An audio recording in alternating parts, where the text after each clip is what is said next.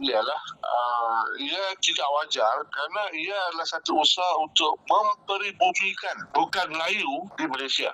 Apabila diberi pengiktirafan taraf warisan UNESCO, ia melibatkan tanah. Jadi apabila ia melibatkan tanah, sesiapa yang menghuni di tanah itu dianggap sebagai orang asal, orang pribumi.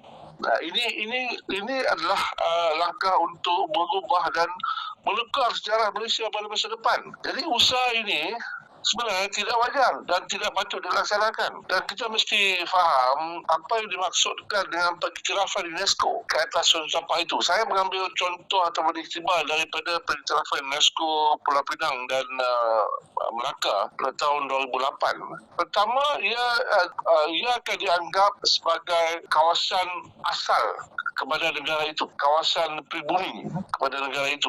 Kemudian kedua, penduduk di Tapah itu akan dianggap sebagai orang asal pribumi atau native kepada ruang dan tempat itu. Dan lama kelamaan akan dijadikan bukti dan fakta bahawa penduduk Kampung Baru adalah penduduk asal pribumi Malaysia. Lalu mencabar pempribumian penduduk Melayu. Lalu penduduk Melayu seterusnya akan dilabel sebagai pendatang dalam arus sejarah masa depan Malaysia. Apatah lagi jikalau di dalam kampung-kampung baru itu wujud sekolah vernacular, maksud sekolah Cina. Jadi dengan sendirinya pendidikan dan sekolah Cina akan diiktiraf sebagai pendidikan asal negara ini. Ini merupakan satu keadaan yang amat tidak sesuai untuk difikirkan atau dilaksanakan. Mengapa tidak memilih kampung-kampung Melayu sebagai tempat warisan UNESCO? Mengapa tidak memilih kawasan-kawasan Melayu, bangunan-bangunan sejarah Melayu? Sebab kita tahu kampung Melayu di China bukan kita resis.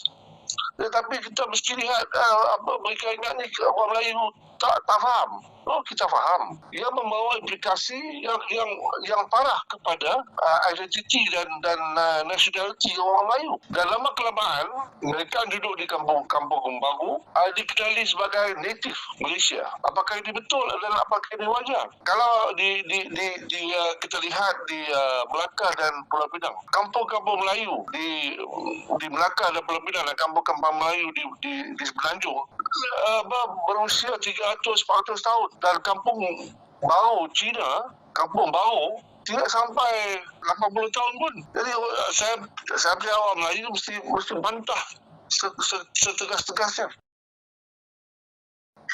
Pertama, kerajaan yang ada sekarang ini tidak patut memikirkan untuk menjadikan kampung-kampung baru sebagai tempat UNESCO.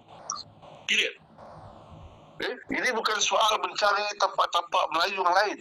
Tidak. Soalannya berhenti memikirkan dan berancang untuk memberi warisan UNESCO kepada kampung-kampung baru di Selangor atau di mana-mana tempat di Malaysia. Ini niat yang jahat, yang biadab dan mengkhianati pempribumian Malaysia. Satu lagi yang saya nak kata, ini membawa implikasi memesongkan sejarah negara dan pengiktirafan UNESCO itu oleh kerajaan sekarang bermaksud menukar sejarah Malaysia, menafikan status pribumi Melayu di negara ini, dan juga boleh dikatakan sebagai satu usaha etnosid memadamkan warisan Melayu yang sudah wujud sudah beribu tahun.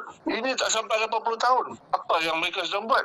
Ini satu dasar yang tidak madani langsung. Kumpulan Melayu, NGO Melayu, Portal Melayu mesti bangkang dan memangkang menggunakan hujah-hujah sebegitu.